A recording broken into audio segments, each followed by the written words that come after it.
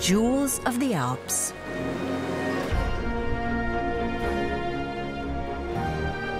The 5 largest lakes of Upper Italy. Born of glaciers, shaped by water, tamed by the human hand. They tell stories of nature and culture. In the rhythm of the seasons, they all show a changing face.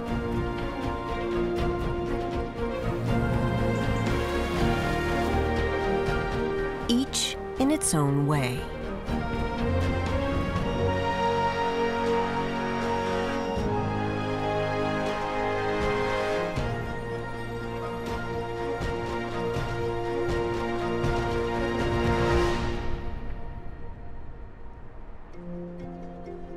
Lake Como, Italy's 3rd largest alpine lake. Just an hour-and-a-half drive from Italy's northern powerhouse, Milan, it lies nestled at the southern edge of the Alps. Lake Como is easy to identify. With its 3 arms, it looks like an inverted Y. The ancient Romans seized on the strategic advantages of this site between the Alps and the Po River Valley. Lake Como was an ideal staging ground for both trade and military conquests. They gave it the Latin name Lacus Larius, and the locals still call their lake Lario. After the Roman era, it became the seat of Italian aristocracy and has been a place of inspiration for many artists. This enticing blend of rich history and culture still retains its strong allure. The Lago di Como is also known as an exclusive spot for the glamorous set, enjoying the epitome of la dolce vita. But there's a lot more to the lago than just the clichés.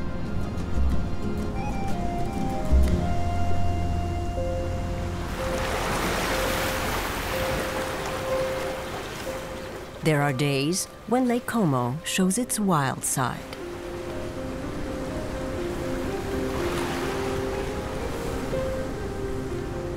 Early April. Instead of springtime Italian good life, the lakeshore was being battered by a storm. The difference between air pressure levels down at the lake and up in the surrounding mountains gives rise to thermal winds, including the notorious Breva wind, which can suddenly unleash a mighty force. Just north of Lake Como lies the Pian di Spagna, a plain where land and water have always battled for supremacy.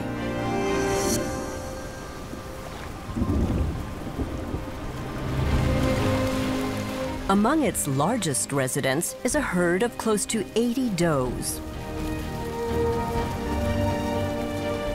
Lured by the lush green, they have left the cover of the forests.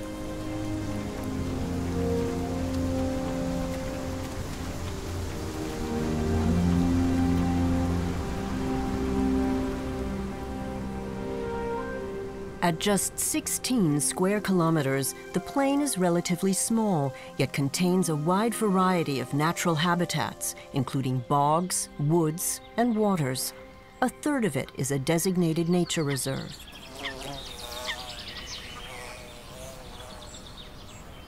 This wetlands area at the edge of the Alps is a key rest stop for migrating birds, but many aquatic birds also live here year-round. The wetlands waters are also home to various species of fish.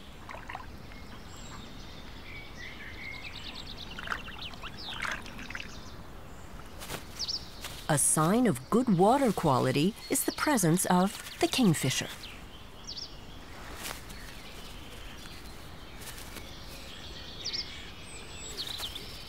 Though hardly bigger than a sparrow, its bright plumage makes the kingfisher one of the most eye-catching inhabitants in the neighborhood.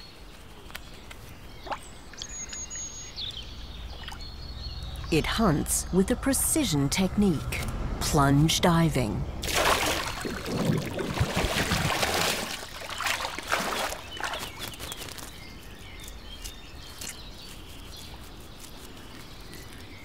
This method brings in a catch of up to 20 little fish a day.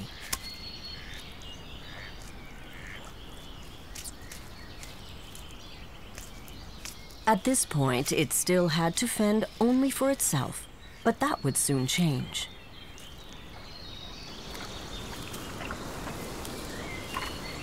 This natural habitat is not only home to over 200 bird species, various reptiles and amphibians reside here as well.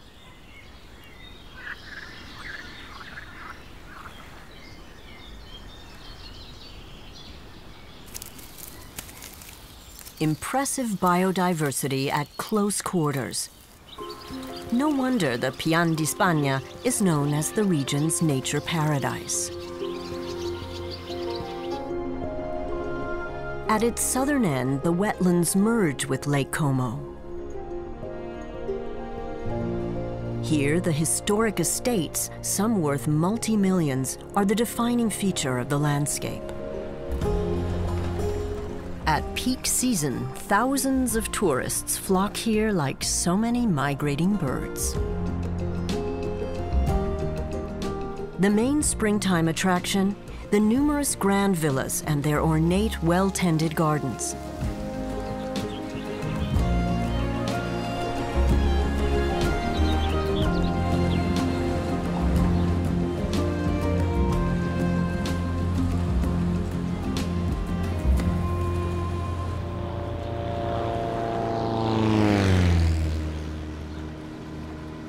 Some of the magnificent mansions open their doors to visitors. One such is the Villa Carlotta in Tremezzo, right on the southwestern lakeshore. Famous for its botanical garden, busloads of plant lovers stream through the gates here daily. The entrance to the villa is designed in Italian Baroque garden style. Nothing has changed here for 200 years. Nature perfected by design.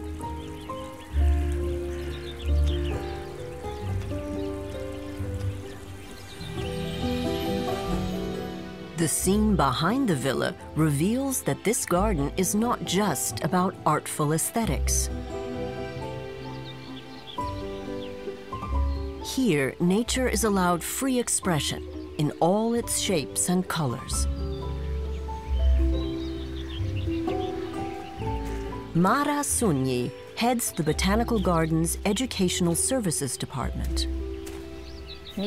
I love it all, being surrounded every day by all of these marvelous plants, which all have so many stories to tell. The Villa Carlotta was built in 1690. About 200 years later, it became the property of Duke Georg II of Saxe-Meiningen, a man with two great passions, nature and theater. He commissioned the building of a park designed to combine the two. Various stages throughout the grounds showcase different landscapes from throughout the world. From rock gardens to rainforests. Lake Como, measuring almost 150 square meters, stores warmth year-round, resulting in a mild local climate, allowing exotic species from throughout the world to thrive. From Asia to South America to Australia, the Duke spared no effort to bring a vast variety of plant life to Tremezzo, not just for his own pleasure, but for the benefit of others as well. I don't know if the Duke actually had the intention of educating, but that's what he did. Because at that time, of course, there was no Google, no internet, no television. So a visit to the gardens was always an educational activity.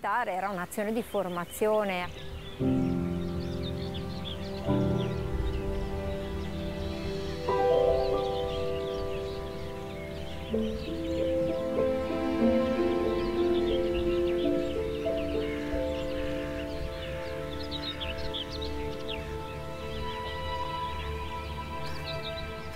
her department, Mara keeps the Duke's legacy alive, introducing mainly school groups to the treasures of the gardens.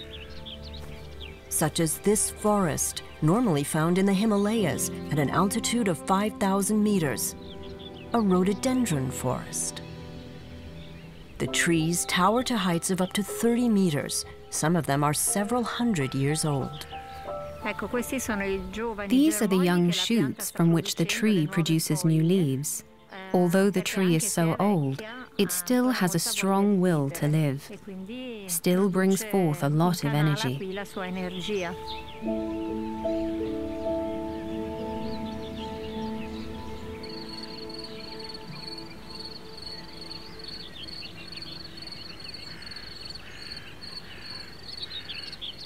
These olive trees are also steeped in history.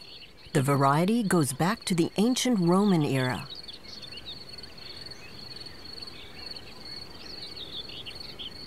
The olive trees stand at the far end of the garden, which often escapes the notice of the hordes of visitors.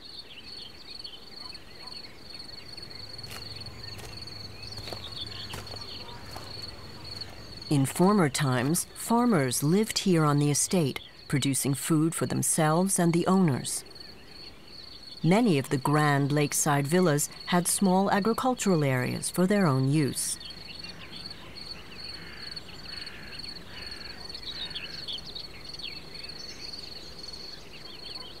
Nowadays, Mara and her colleagues plant the vegetable beds. The vegetables we grow here are not typically what you find in the supermarket. We plant regional heirloom varieties no longer in common use. These rare types are an example of agri-food biodiversity well worth preserving.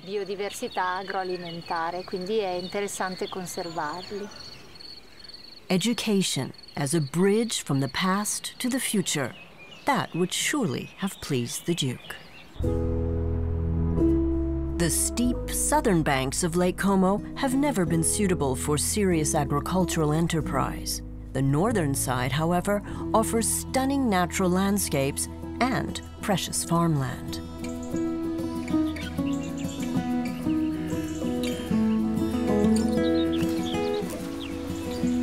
Over the course of centuries, mountain rivers deposited masses of sand and coarse gravel, bit by bit creating the plain Pian di Spagna. 70% of the area is still used mainly for dairy farming.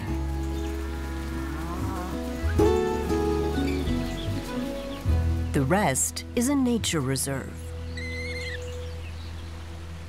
Some wild animals also profit from their grazing neighbors when it comes to nutrition.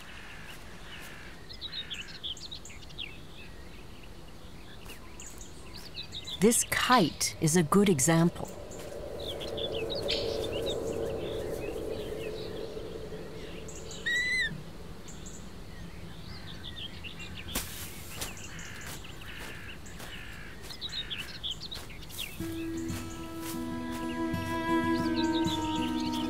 The pastures are prime hunting grounds, especially after the first mowing in April.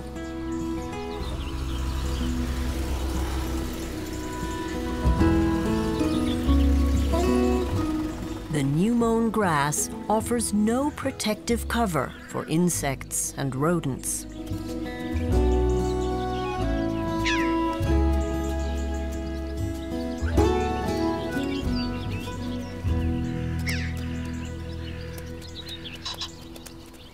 Springtime is, of course, mating season, for pheasants as well. They originally came to Central Europe with Roman legions returning from an Asian conquest. A male onlooker observes the mating couple. The roosters live with their harem of several hens, each and every one jealously guarded.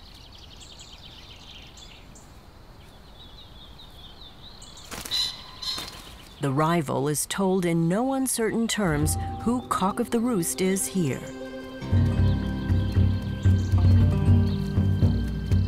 And he who won't listen to the message will have to feel it.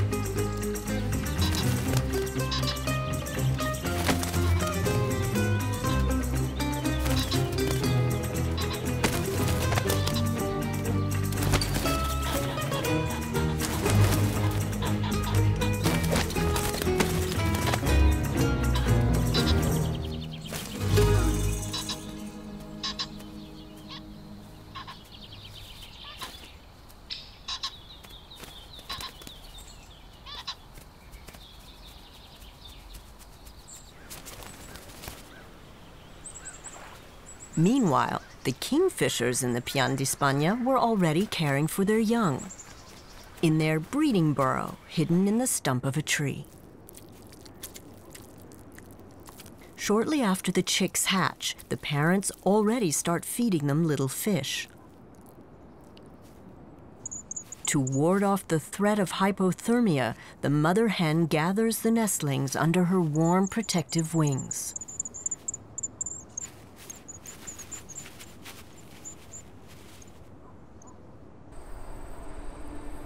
The Lago di Como is subject to the influence of the Alps in terms of climate, but also in relation to landscape and geology.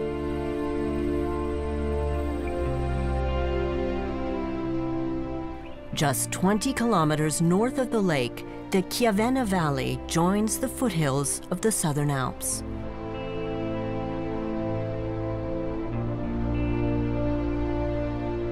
All the lakes of Upper Italy, including Lake Como, are former glacial lakes born in the last ice age, resulting from the interplay of time, water, and other primal forces of nature.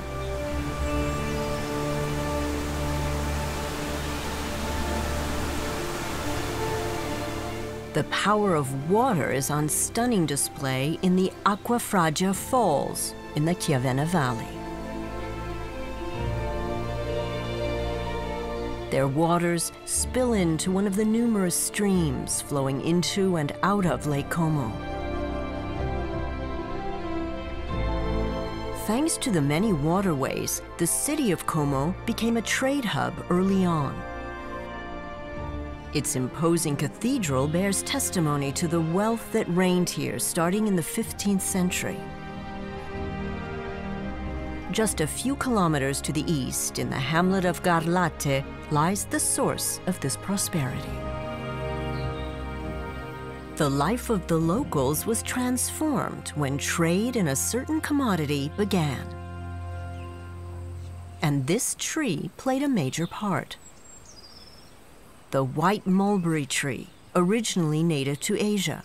Thousands of them were planted at Lake Como, because its leaves are the sole food source for these tiny animals.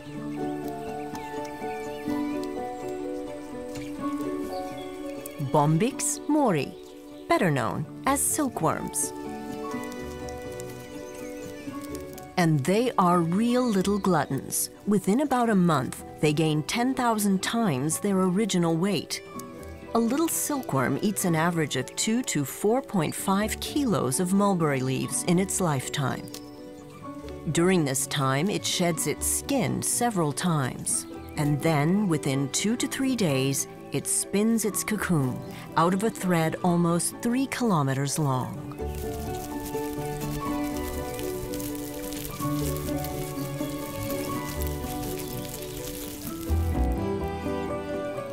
In commercial silk production, only a select few are allowed to hatch as moths. To harvest the precious silk threads, the cocoons are put in boiling water. So this transition is a rare sight to behold. Silkworms are now purely mini livestock, and after centuries of breeding, the hatched moths would be unable to survive in the wilderness.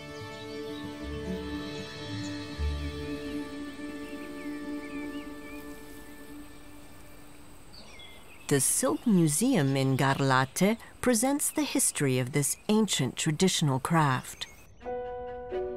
Thousands of families earn their livelihood from silkworm breeding, the processing of the silk, or as silk merchants. Silk remains one of the most precious natural fabrics. To make just one dress, about 1,200 cocoons are needed. The museum shows how machinery from different eras was used to harvest and process silk, bearing witness to an industrial evolution.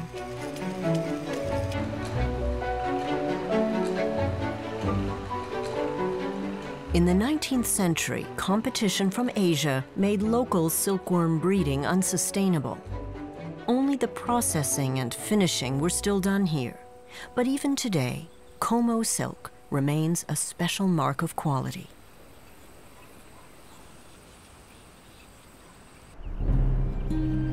Lake Como was already a trading hub in the Middle Ages. Here, the ruins of the Castello di Vezio, an 11th century castle erected to protect the vital trade routes.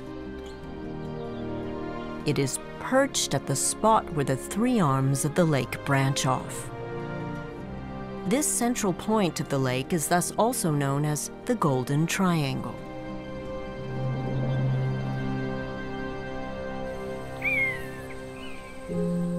The ruins are now home to very special residents.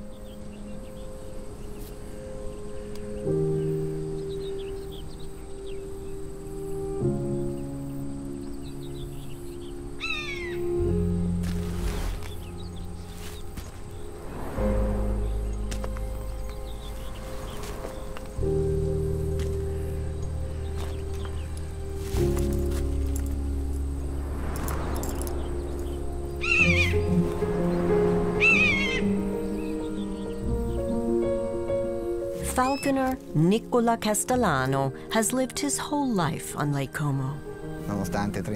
For 36 years, I've awakened each morning to see the lake. That never ceases to move me. The lake has so many faces and stirs different emotions within me, depending on the weather and the temperature.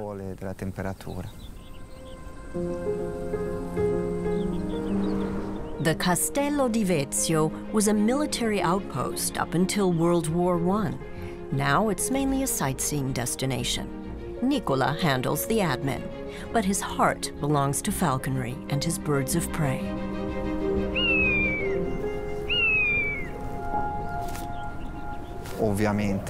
Obviously, they have to get to know me before I can let them fly free. They have to be able to recognize me. And above all, they have to learn to trust me. That's the most important part of my work with raptors. But that trusting relationship can only be established with lots and lots of patience and lots of time.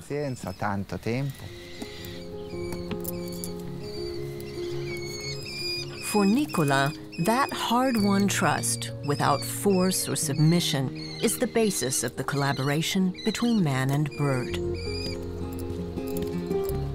The art of falconry is more than 3,500 years old and is on the UNESCO Intangible Heritage List. Animal protection laws now permit only certain raptor species to be kept in captivity. Those resident at Castello di Vezio include Harris hawks Linda and Parsifal, and barn owl Semiola.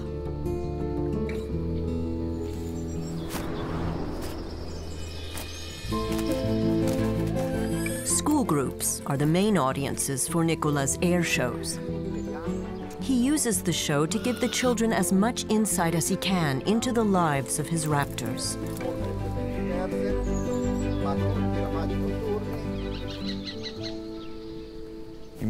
My goal is to send them home with some real added value. Not just knowledge, but in terms of emotional experience. Mainly, I try to infuse them with a little more respect for nature.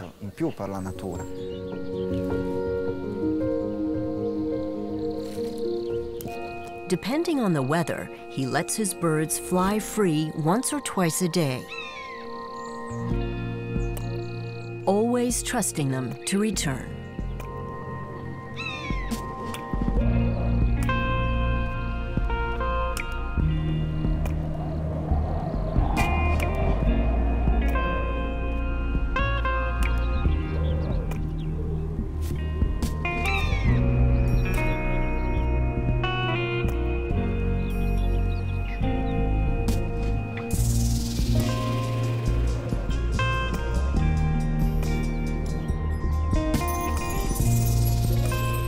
Lake Como is also home to wild raptors. Buzzards, kites, and falcons, everywhere they circle overhead. A kestrel poised in midair between uplift and gravity. In hovering mode, it stalks its prey.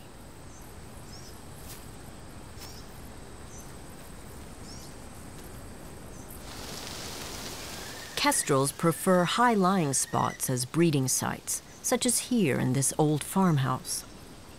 Nestled in cracks in the wall, the young appear to be waiting. Time to go in search of sustenance. Kestrel couples often stay together for years, and both parents care for the young together. The male had already been out hunting, cutting the flight of a smaller bird short. The division of labor is clear. One hunts, the other delivers the goods to the young.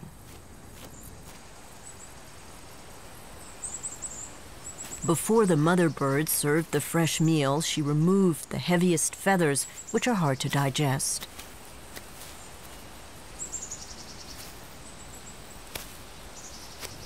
In the meantime, the male had already hunted down the next course. Insects, rodents, and small birds are all on the kestrel menu. But the female wasn't yet ready for the next morsel. She still had to bring the bigger catch back to the nest.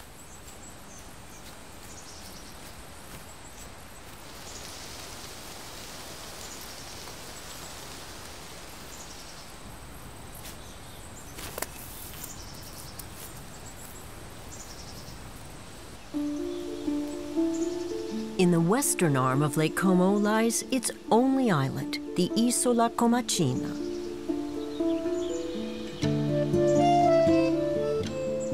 Though just 500 meters long and 120 meters wide, the island is rich in historical treasures. Here, archaeologists have unearthed relics from many epochs. The ruins of the Basilica di Sant'Eufemia, a 7th century bishop's see. The island is steeped in myth and legend. It's even said that the Holy Grail was stashed away here for a time. After a devastating war in the 12th century, Emperor Frederick Barbarossa prohibited the settlement of the island, and it did in fact remain uninhabited until the mid-20th century. But the ruins have always been a welcoming home to wall lizards. Deft climbers with long, nimble toes, the little reptiles can even scale vertical surfaces. And when they need a snack, they just go next door.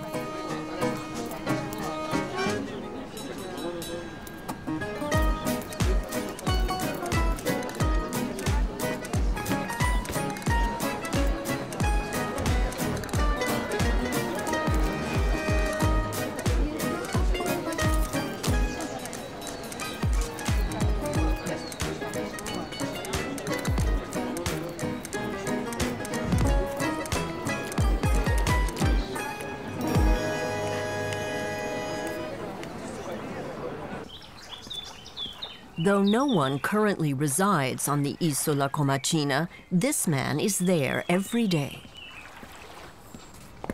For 40 years, Benvenuto Puricelli has run the island's only restaurant. Il mio predecessore My predecessor started here in 1947, not long after the war. Here on the island there are good days and bad days, with many or few diners. So he started doing simple, fresh dishes with local ingredients: vegetables, trout and chicken. That became the house menu and people liked it, so he stuck with it. So in its 60 years, the restaurant has never had a conventional menu. On offer is always a single 5-course meal.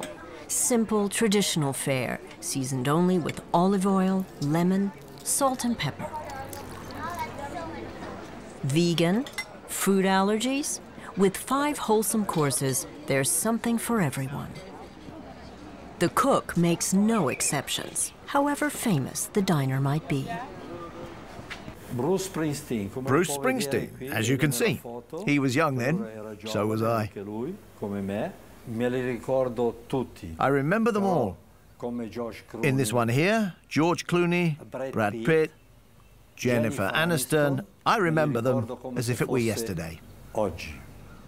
Since actor George Clooney famously bought a villa on Lake Como, not only the real estate prices have exploded.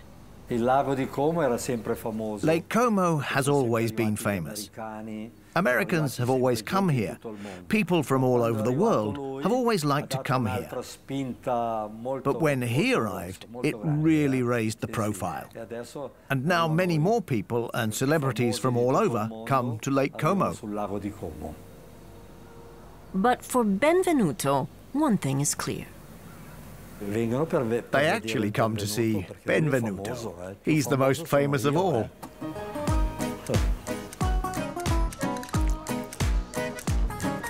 These diners couldn't care less about celebrity status. The lizards come here to enjoy a little portion of fish, or even a dish of ice cream.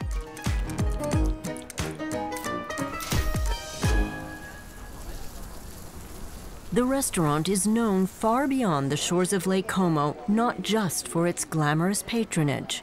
Benvenuto also keeps old traditions alive. Because the Isola Comacina still lies under an old curse pronounced by a bishop in the name of Emperor Barbarossa. The island should remain uninhabited. Anyone who attempted to live there would suffer an agonizing death. And people heeded the warning for almost 700 years. But then in 1947, 3 men dared to defy the curse and open a restaurant. This restaurant. Every day, Benvenuto tells their story. After 2 of the men then died under mysterious circumstances, the sole survivor was advised to enact an old fire rite to break the curse. The ingredients: brandy, coffee, and fire. Benvenuto has also kept this tradition alive. And in fact, no one has come to grief since.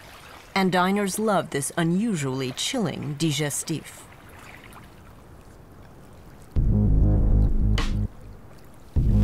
Night reveals things unseen by the light of day. These men had awaited the cover of darkness.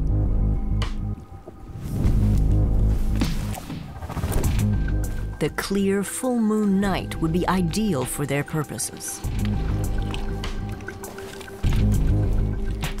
But on this night, they were in for a completely unexpected surprise.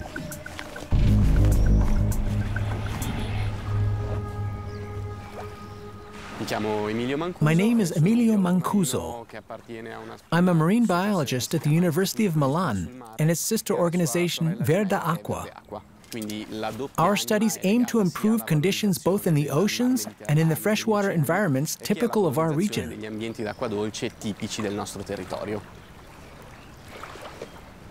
For this dive, Emilio and his colleagues had selected a spot on the northeastern side of the lake. Lake Como is of special interest to the researchers because with a depth of 425 meters, it is the deepest lake in Upper Italy. Underwater photographer Pietro Formis was on hand to document the expedition. Emilio finds these night dives especially fascinating. Diving at night has its own mysterious charm. You only see what is captured in the beam of light, surrounded by shadowy darkness. That helps me focus my complete attention on what's right in front of us. The underwater world of the lake is just as subject to the cycle of the seasons as the natural world above.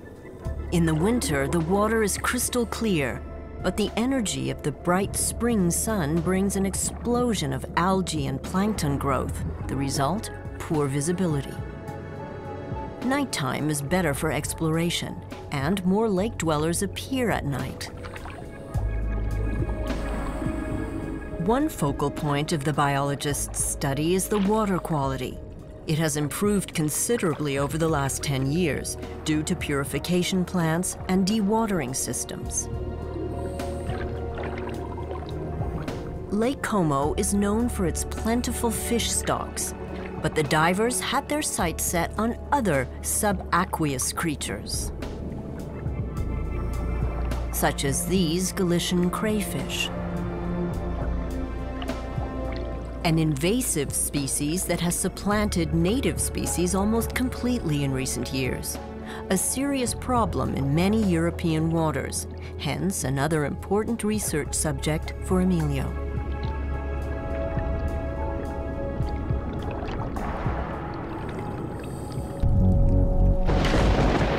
During the 1-hour dive, weather conditions took a sudden turn.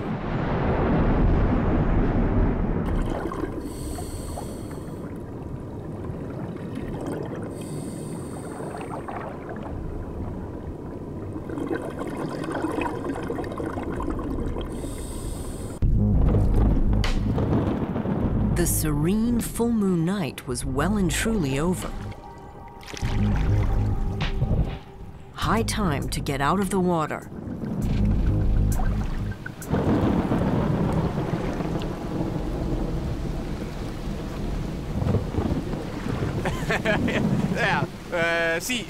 We didn't notice anything during the dive.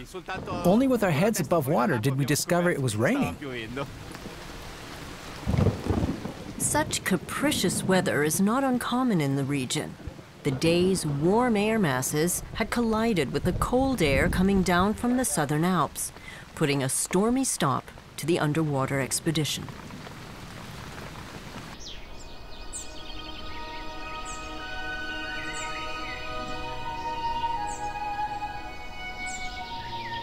The next morning, the snow-capped mountains bore silent witness to the night's downpour, as did the moisture-drenched ground below.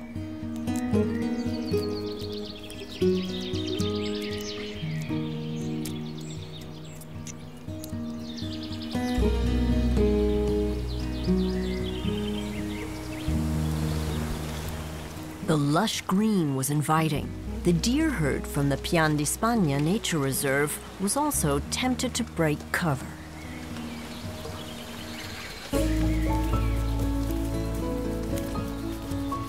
It is a doe herd consisting of only females and their young. The males only join them for mating season in the fall.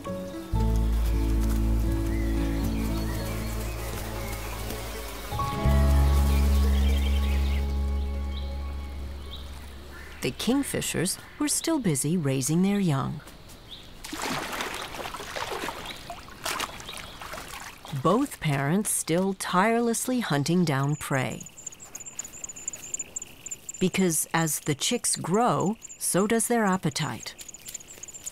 In the meantime, they were showing their first feather quills and would soon open their eyes.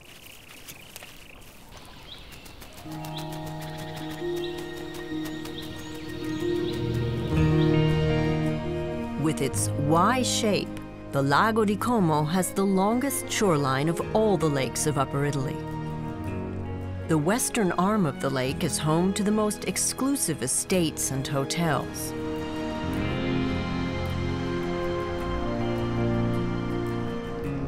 Tucked away behind tennis courts and between grand villas lies a little gem of nature. The enchanting Giardino della Valle in Cernobbio, just a few kilometers from the city of Como.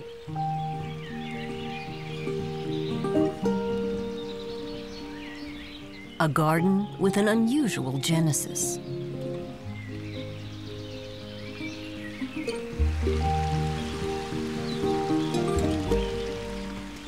It all began over 40 years ago here on this bridge, where Ida Lonati Frati, known as Nonna Pupa, had a brainwave. I was walking my little niece to school, and she said to me, right here at this spot, "Nonna, how nice it would be to make a secret garden." We could hear the sound of rushing water down there, but we couldn't see the creek, which was overgrown mainly with brambles. Hidden under the brambles was so much garbage you can't imagine. It was a real rubbish dump. Make a garden there? It sounded like a crazy idea.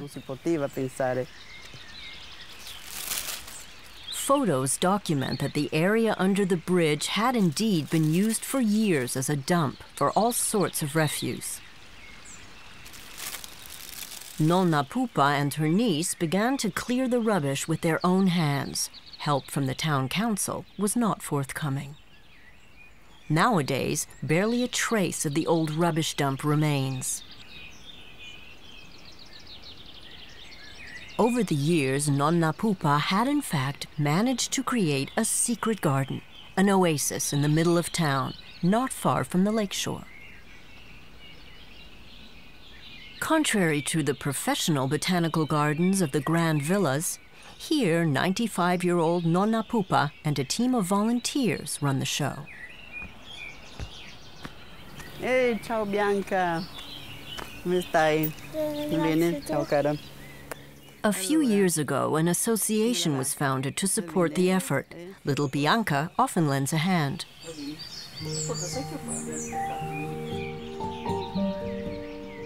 The idea is that the Giardino della Valle should be a meeting place for people, but also where nature and culture meet.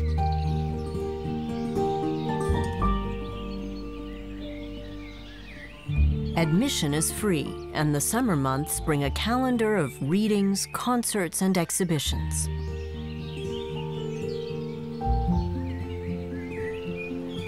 Nonna Pupa bought the first plants with her own money. Later, she began to receive plant donations. That gave rise to a botanical hodgepodge, which, thanks to the mild climate, has thrived. Nonna Pupa has a personal relationship with each and every plant.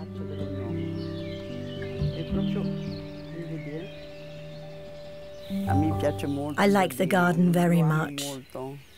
I love it. I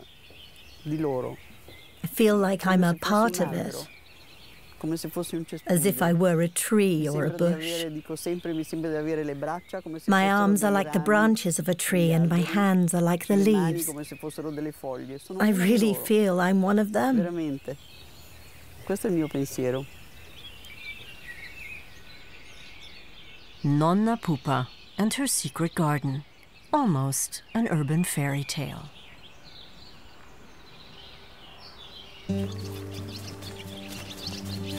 In springtime, aerial acrobats glide above the surface of the water, swallows hunting down insects. After wintering in Africa, they return to the lakes of Upper Italy to brood. On the shores of the Lario, they gather moist loam for nest building.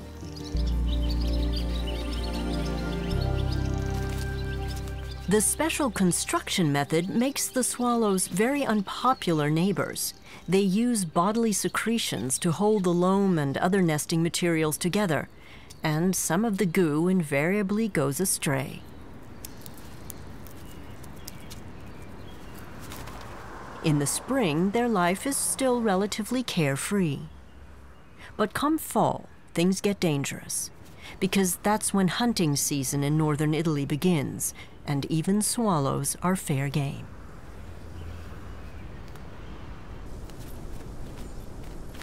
The crag martin is a type of swallow that nests far from human activity in rock faces and caves.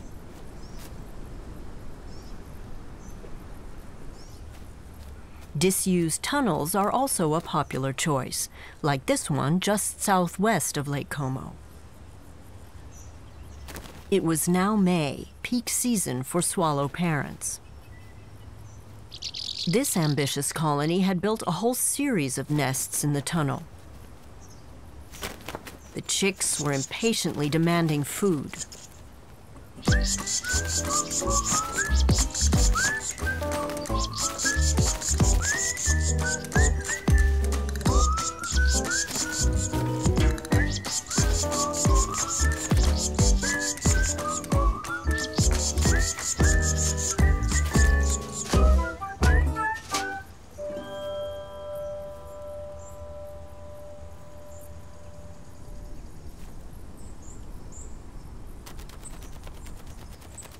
The disused tunnel on the eastern arm of the lake used to provide a link to Lago di Como's second city, Lecco.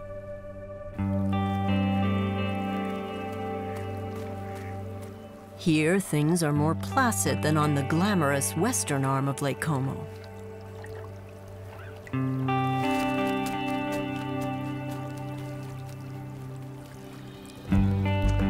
Below the Swallows Tunnel, we again met up with marine biologist Emilio Mancuso. He was preparing for another dive.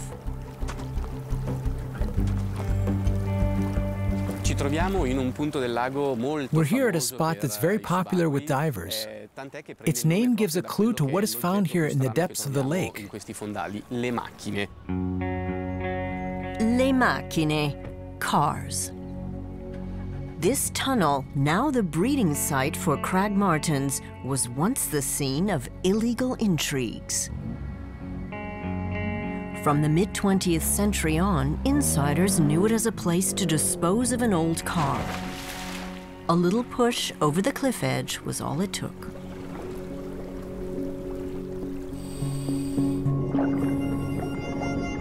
Thus, the bed of Lake Como became home to an unusual underwater cemetery.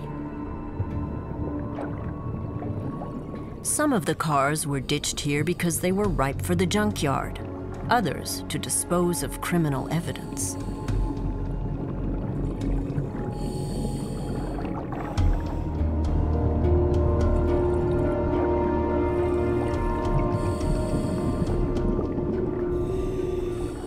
Just as rubbish attracts more rubbish, the first dumped cars were soon joined by other unwanted vehicles.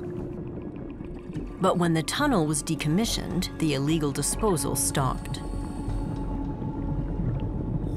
In the meantime, divers have discovered the odd underwater collection and added their own accessories to the ensemble.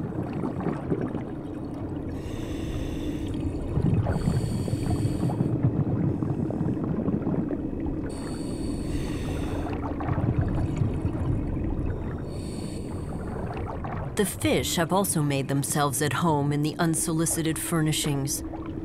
The crevices offer protection, and new types of edible algae grow on the metal.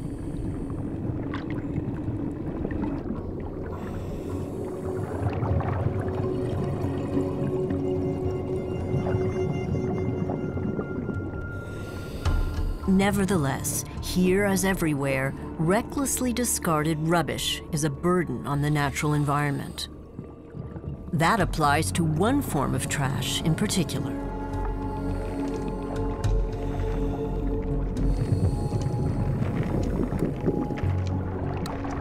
One of the worst problems confronting the lake, thanks to everyone, is plastic trash.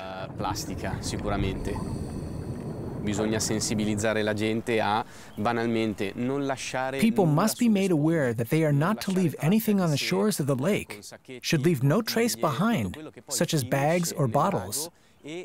They must understand that if this trash lands in the lake, it will remain there for years, sometimes centuries. This has a very negative effect on the sensitive dynamics of the ecosystem. Emilio's organization, Verde Acqua, works closely together with local authorities. Their goal, to protect the lakes and maintain a balanced relationship between human culture and the natural environment. Back to the nature reserve Pian di Spagna, just north of Lake Como. A few weeks had passed. The kingfisher young were now already dressed in flashy feathering.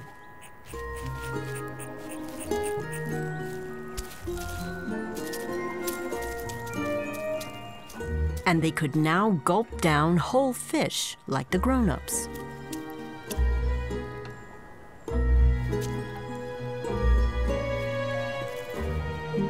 In just a few days, they would already be hunting for their own food.